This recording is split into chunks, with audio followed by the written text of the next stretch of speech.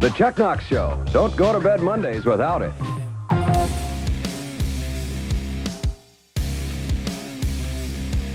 And we are live. Welcome, Giants fans, to the Chuck Knoxx Show. I am, of course, your host, Chuck Knoxx, and we are just days away from Week 7 in the National Football League. Hard to believe we're already there, but we're getting there, and our New York Football Giants are unbelievably 5-1. And welcome on in, because we got a lot to talk about. Since the last time that you heard from me, the Giants had just come off this amazing win against the Baltimore Ravens. We've gone over that in the last podcast, and I'm still riding a monumental high right now because I know by reading the pulse, by checking the pulse of the fans through my social media and everybody else, it's like, everybody right now I think is on the same page. I have not seen the Giants fan base this excited, this united, and everybody is bleeding the same blue. This is what I have been waiting for what feels like 10 years. I know, 2016 we had that glimpse, that little mirage under McAdoo that we were going to be, a perennial playoff contender. But really, since then, in the span of 10 years since the last Super Bowl, I think that's why, only speaking for me personally, why this run feels so great and why I just cannot get over the fact of a 5-1 New York Football Giants. That's who we are. And it's getting familiar with that feeling, with that winning culture. It's foreign still for me, but I'm starting to get used to it. But, by Thursday, you've already, if you're a power rankings guy, which, look, man, I am not a power rankings guy. I have never been. I always think it's kind of bullshit that fans kind of hinge their opinions on what another guy who writes a blog or has an opinion is based on. That's just ridiculous to me. But nonetheless, it's intriguing to see where other people rank your football team, where they think that you are on a scale. And for the last few years, I have honestly not checked out a single power ranking whatsoever. Because how many times can you look and see yourself at the bottom and be like, yeah, we moved up one spot, we're 31, we're 30. I'm not going to lie to you. This week, I have probably read every single power ranking that there is. And that just goes to show you the winning culture that is infested now in this Giants base and in this team. It's just remarkable. It really is. Last week, after the Ravens game, and for those of you who watch my live reaction videos, which the series, by the way, is called Knoxterpiece Theater. But during that game, when I watch myself, and I'm watching, I'm an animal. I'm void of being a human being when I watch a Giants game. I'm completely out of my mind. I don't recognize myself. I am barely functioning as a human. It's completely animalistic behavior. But after that emotion, after all of that aggression and all that comes out, I have to admit, it hit me Sunday, really accepting the fact that we were 5-1 and that we just beat the Baltimore Ravens. And coming off of last week's win in London against the Packers. These things are not supposed to happen for Giants fans in the last decade. So after that game last Sunday, I'll be honest with you, it was like an emotional experience. It really was. Because going back to what I said earlier, the chase of having all of us be on the same page, to me, was just something that I have been chasing for a long time. I came onto YouTube on this channel, if that's where you're listening at Mr. Chuck Knoxx on YouTube. When I came in during the 2011 Super Bowl run, it was a feeling that I had been waiting for my entire life. For those of you who don't know, I have grown up outside of the Jersey market. So when I was younger, just to even see other Giants, merchandise, it blew my mind. When I was a kid, late 80s, Giants are chasing that 90 Super Bowl. And all I wanted was Giants gear. And you couldn't find it. So this is, of course, before the days of the internet where you're widely available to just go on, click, boom, it's at your doorstep.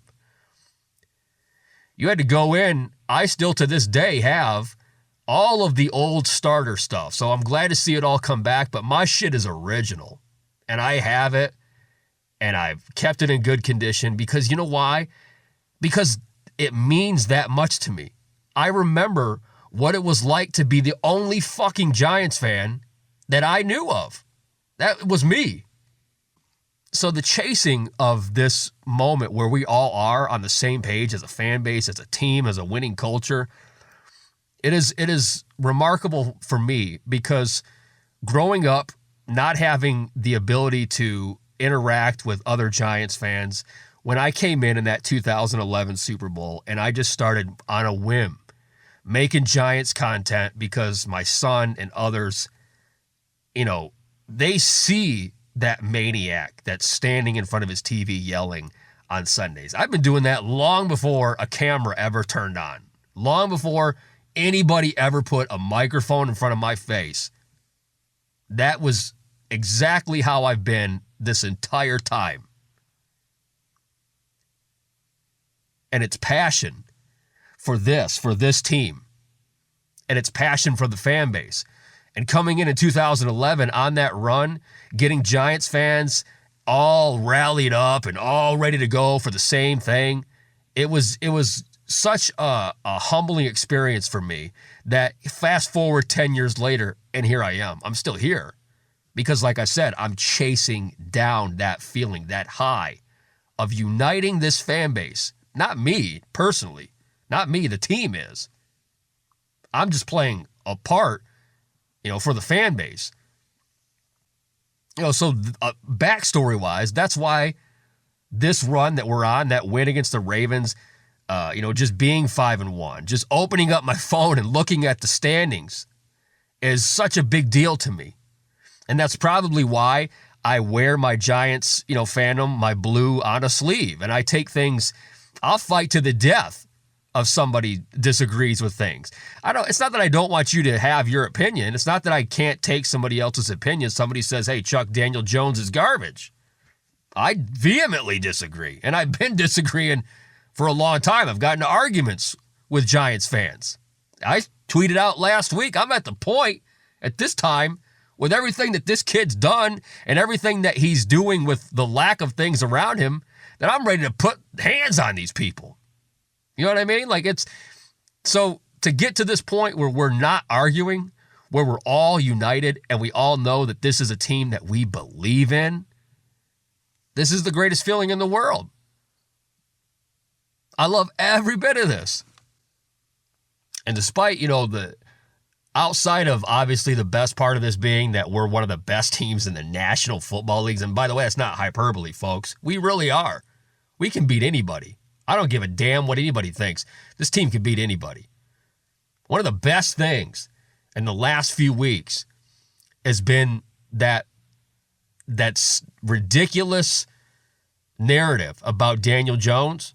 Watching that slowly evaporate has been phenomenal. That has been one of the best parts of this. And I brought this up this week, but I have heard from fans on various comment sections of my social media that have come to me because they know that day one I've been a very, very staunch Daniel Jones supporter. And they've come to me and they've said, and last few weeks, Chuck, I've really seen a different side. I have come to see the light, that I have confidence and this kid as the franchise quarterback of the New York Football Giants. And how can you not? You're going back to the Packers game and going back to the Ravens game. There, Barkley, of course, is the workhorse. We go as far as Barkley's going to take us. But these wins, Daniel Jones leading the league in game-winning drives. The Giants having 3 of their 5 wins be come from behind victories that are led by Daniel Jones. Packers game, the Ravens game. These are games where Jones had to do it himself. Going back, last Sunday, down 2 scores. You look at some of these throws that this kid is making out there to guys that were delivering packages last summer. It's unbelievable. So, naturally, that was going to happen. It was either going to be Jones was going to be the same guy that everybody thought he was, or that maturation that some of us have been watching slowly was going to convince everybody that, hey, we're on the same page. You look at everything about him, the turnovers, every single year, drop.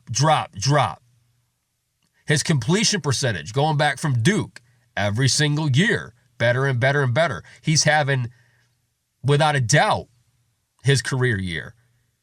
And of course, we're going to put this on Dable and the coaching staff, getting this quarterback and molding him into the type of player that they know he can be. It's also the fact that, hey, we have a fucking offensive line for the first time in a long time, since maybe the second Super Bowl under Eli Manning. This line, Andrew Thomas, this guy, there's a lot of Giants, but Andrew Thomas right now, by far playing at the highest level of any Giant right now. PFF and other, if you're into that nonsense, have rated him the best player in the National Football League. So it's no secret with a healthy Barkley and an offensive line that Jones is able to do the things that we all hope that he could do. But more importantly, because again, stats are stats. And I've said this ad nauseum, I don't give a shit about stats. I care about the only stat is in the win column. That's it, period. So to see Jones have the one thing that we have been dying to see since middle of Eli Manning's career, which is to know that we have a quarterback that if you're down 10, if you're down 3, no matter what, in the fourth quarter, do you have confidence that he's going to lead you down the field and win the game? And the answer now is yes, absolutely. And he's just one of many Giants that are standing out. Obviously, Barkley and Jones being the faces of the offense right now because we have absolutely no receivers. But you can go across the board, pick one. These rookies that are stepping up. Now Robinson inserting himself finally and hopefully being one of the targets that we can envision Daniel Jones having for quite a while. Bellinger at tight end is remarkable, playing his ass off. Evan Neal, week after week, has gotten better and better and better. Now we have 2 anchors on the offensive line. What went from being our Achilles heel is now one of the strong suits. It's the reason that we're in these games and able to play balls out. On the defensive side of the ball, Sunday's game, Thibodeau, hats off to KT. You saw how emotional he was after the game because, let's face it, this kid, he has a high bar for himself. So for him to come in there and step up the way he did and have a game-winning play like that and have it be a signature move, a signature moment for him, I couldn't even be happier for this kid. But he's one of many Giants on this defense. Look at the linebackers from Ward to Zimenez to bringing Smith off the streets. We have these linebackers that we're just plugging them in, and potentially, I'm very anxious to see what's going to happen with Landon Collins. Landon Collins, perfect for Wink Martindale's defense as a hybrid linebacker, and what we know now is that's exactly where he's going. Hasn't taken the field yet, but it's going to happen. And up front, Dexter Lawrence, we've been out. Big Cat made his return this week and had a big impact right off the bat. And I think we can all agree that when he was gone, I think we all collectively kind of started to appreciate how much he's really worth on that defense. But in his absence, look at Dexter Lawrence. Look at Sexy Dex. This guy's having an all-pro season. He's just destroying motherfuckers out there. Making it happen. And in the back end, Xavier McKinney and Julian Love, all pro seasons. I could not be happier in the way that this team on all three levels, all three phases of the game, from offense, defense, special teams, each week, it's somebody else. It's almost quarter by quarter. Somebody steps up, makes a big play right when we need it most. And you never know whose number is going to be called. We're so ravaged with injuries and just having to plug guys in.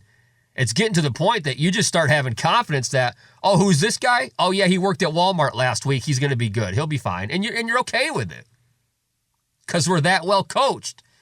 But overall, this team believes that they can go toe-to-toe with anybody. And the scary thing, and this is why right now the national media and the sports world and the NFL themselves, everybody wants to crown the Eagles. And hats off to them. Trust me, it makes me absolutely physically ill to say it, but right now they're the class of the NFL. We have to say it. But you can crown them in October and November because they don't play us until December, twice. And trust me, those games are going to mean a ton for the playoffs. But regardless, I like the fact, I want Philly to win every game until then. I hope we continue to be the underdog all the way out, and we just fly under the radar. I don't want people putting us in a contender category right now. I love this. This is what we're used to. But the scary thing about the Giants, and they don't want to talk about it, Philly knows it, everybody knows it. As good as they are right now, they are not even close to playing their best football yet. Not even close. Getting healthier. Maybe at some point, I don't know what's going to happen at receiver. That's a whole nother story. But you look at the trajectory, the Giants are getting healthier, and they're getting better week by week. So imagine, it's hard not to sit here and fantasize, what's this team look like come, December, early December, when they're hopefully full strength, flying high, going right into the final push, the final quarter of the season, with some big games, big matchups. You got the Eagles twice. But that's the scary part. And nobody wants to talk about it. They're waiting for the other shoe to drop. How can this be real? I see it every week. We all see it. It's like, oh wow, the Giants are 5-1. And we're all, we're still shocked. Like I said, I'm starting to get over the shock and awe and accept the fact that we're now a winning team and a winning culture. That's hard to accept, but it's happening. That's what Brian Dable and company have created. But we're not even close, folks, to where we're going to be. So all this talk about the Giants, and it's funny to me after each week when the Giants beat a team that they were favored not to beat and that all the quote-unquote experts said we weren't going to win that game, it's funny to me that after we beat them, then they analyze, oh, that team's not that good anyway. You just move the goalpost a little bit further every single time. And that's okay because we like that. We like that underdog mentality. You can see these guys are dogs. They love it. They absolutely love it. But I don't want to get, too far myself. Don't want to get too far ahead. I'm trying my best to take this approach game by game, quarter by quarter. And that's, this Sunday, week 7, Giants headed to Florida, heading to Jacksonville. It's the Jaguars. These are not the Jaguars of the last 200 years. This is a different Jaguar team. Trevor Lawrence seems to be panning out to be the kind of quarterback a lot of people thought he was going to be. And despite the fact that they are 2-4, that's a misleading 2-4. They play very tough. They're in all their games. And, a lot of Giants fans may not agree with this, but going to this game, I have to tell you, I am looking forward to this much more than probably a lot of people would think. And the reason is not because, Jacksonville's not a rival. Obviously, they're an AFC team. But Doug Peterson, and you know where I'm going with this. Doug Peterson, to me, is a gutless coward. You can call me petty. You can call me any damn thing you want to call me. I have never, ever forgiven or forgot the way that Doug Peterson in 2019 and the final week of the season laid down and coached the Philadelphia Eagles to die so that the Giants, who took care of their business early in the day, couldn't get in the playoffs and the Eagles could get a higher draft pick. Now, look, some of you are going to tell me and you're going to break it down, Chuck, here's why that was actually a smart move, and I would have liked it if our coach would have done this and blah, blah, blah. Well, first of all, you're wrong. We approach this 2 different ways. I'm old school. I was raised in an era and came up in an era where winning was all that mattered. We didn't get participation trophies. If you weren't first place, you were fucking last. And in football, the concept of quitting is not even in the realm of my mindset and most people that love this game, that come from a different era. You don't coach to lose. You don't play to lose. You don't tank for nobody. But there was Doug Peterson. And he had his Eagles laid out and die. And it wouldn't have mattered if that was, if he was coaching, the Bears at the time. This has nothing to do with Philly and the Giants. Philly's always going to be a scumbag organization in a scumbag city. That goes without saying. That's like peanut butter goes to jelly. Which, by the way, I love when the Eagles and the Cowboys play each other, because for me, I hate these two teams equally, and when I watch them, it's like if you take 2 pedophiles and you lock them in a room and you make them fight to death. That's what it's like for me. At least I know a pedophile is gonna die. Somebody bad is not walking out of that room. And that's how I look at that matchup on last Sunday night. Just 2 teams that hate each other, beat each other's ass. I love it. I hope you fucking destroy one another. But going back to Doug Peterson. Doug Peterson, what he did was a piece of shit move. It was. It was gutless. Yes, you're going to tell me, Chuck, well, that later got us Evan Neal. You can connect the dots. We got Evan Neal because of that tank down the road. And guess what? I really don't give a shit. Doug Peterson is the complete opposite of Brian Daboll. Brian Daboll coaches to win. Brian Daboll goes for it on 4th down. Why? Because he wants to win. Brian Daboll goes for 2 instead of taking the tie. Why? Because he wants to win. Doug Peterson is a fraud, and he's a coward. He coaches cowardly. So for me, I understand a game is a game. They're just another opponent on the schedule. Jacksonville is the Jacksonville Jaguars. But this game, for me, anytime Doug Peterson's on the opposing sidelines, I'm sorry. but it gets me a little bit extra hype. I don't like quitters. I don't like people that laid out and die. So I'm looking forward to this Sunday. A little bit of revenge. Be honest with you. Obviously going 6-1 is the prize. And I don't give a fuck how we get there. I don't care what the stats look like. If the Giants finish Sunday at 6-1, that is all I care about.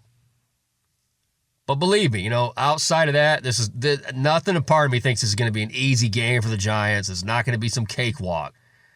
And it's not all about Doug Peterson, obviously. But it is a little bit of a factor of revenge. I'm looking forward to it. And, this is the stretch here.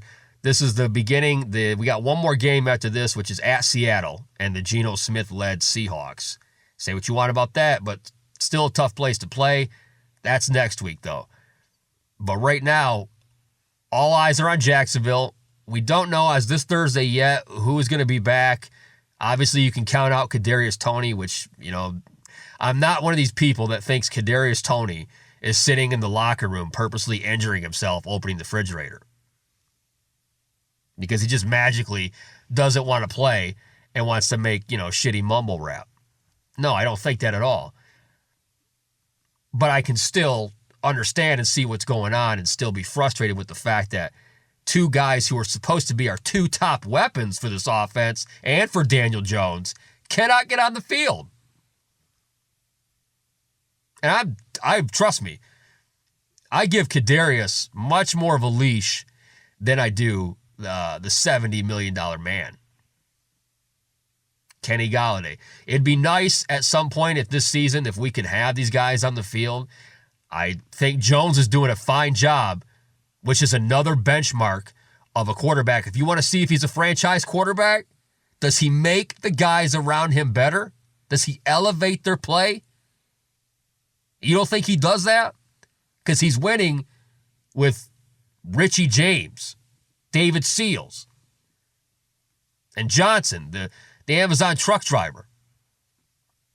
So that's out the window. But it would still be nice to see if we could reach the full potential and have these guys on the field.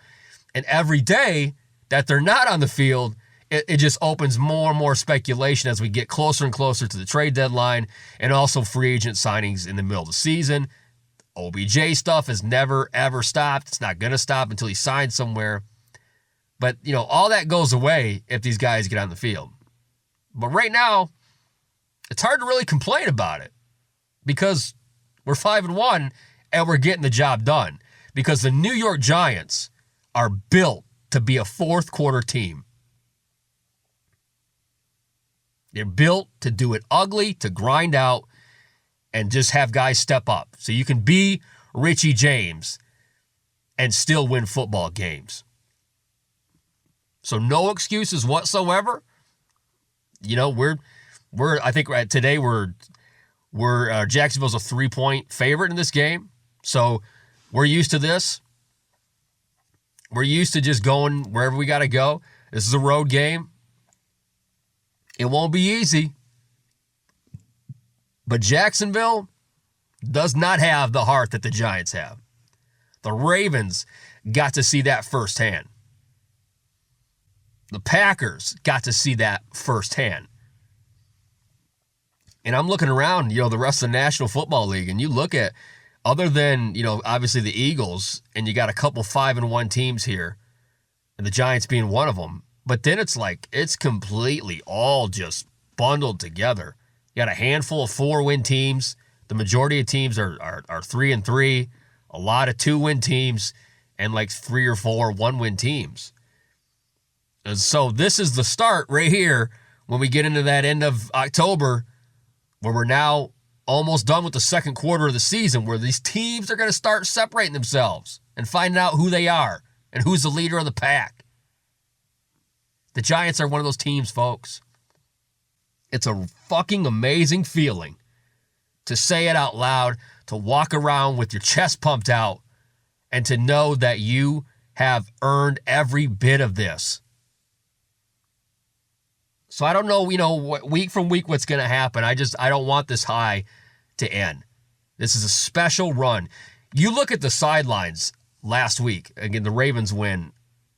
Wan'Dale Robinson has his coming out rookie, his best game obviously as a rookie. Yeah, I think he's only played the second game. But he's a huge part of that win. First touchdown. And the classic photo now of him and Jones embracing after the game, that says it all. That picture to me really embodies everything about this team. They love this quarterback. They love and believe in one another. They love this coaching staff. And when you have all of that, you can have subpar talent because you're going to have guys that all of a sudden elevate each other. And they believe in themselves. They believe in the system. And you start going into fourth quarter games where you're down by 2 scores and you don't give a shit because you know at the end of the day, you're going to make a play. Somebody's going to make the play needed, necessary. This has been some of the best football I've seen in a long time. These weeks are great to start off Mondays on Victory Mondays. We've won 3 fucking games in a row. This is the new era of the New York Football Giants. So I put out, this week what a schedule looks like for me because a lot of fans have always asked me, what's the schedule? Now that we're, I want to make sure everybody knows where we're at. So Sundays, since we only have one Thursday game coming up for the rest of the year, so Sundays, you're going to get the post-game podcast. I'm going to quickly break down the game, give a few quick raw thoughts, and I mean raw, like right after the game. Then Sunday night / Monday, I'm going to try to get the reaction video out. By Wednesday / Thursday, we have the podcast. And, of course, by Friday night / Saturday morning, depending on where you're at, it's the hype time. And so if you're up on the West Coast, you're going to be really fucking hype early. And if not, you're going to be on the East Coast. You're going to get up. You're going to have your oatmeal and your cereal, and then you're going to kill somebody. My whole goal is to make sure that every Giants fan, by the time kickoff comes, that I've done my part, that you want to run through a fucking brick wall. And I love when I hear that. All your comments and all of that feedback and seeing everybody go nuts, that's what I feed off of. So continue to keep it up. I'm going to be here, obviously, every day, all week, all season long. YouTube and Facebook are Mr. Chuck Knoxx.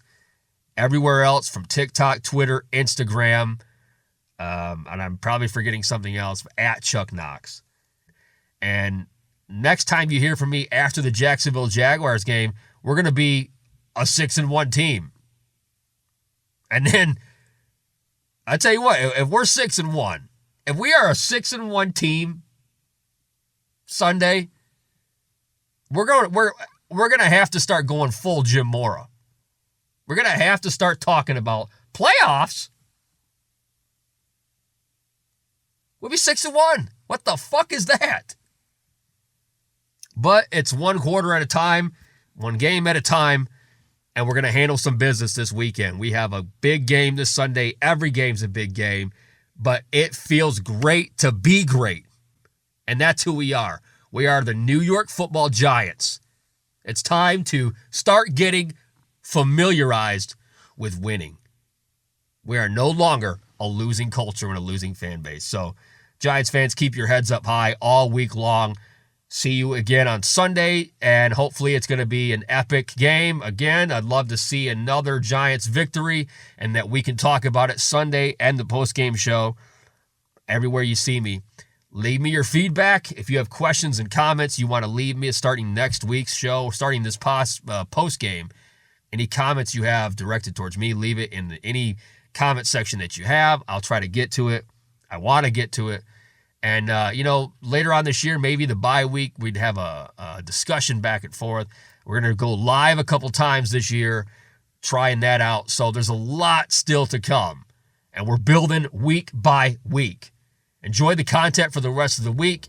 I'm Chuck Knoxx. I will see you guys this weekend to get you fucking hyped and ready. Thank you so much, Giants fans. Till next time, I'm out.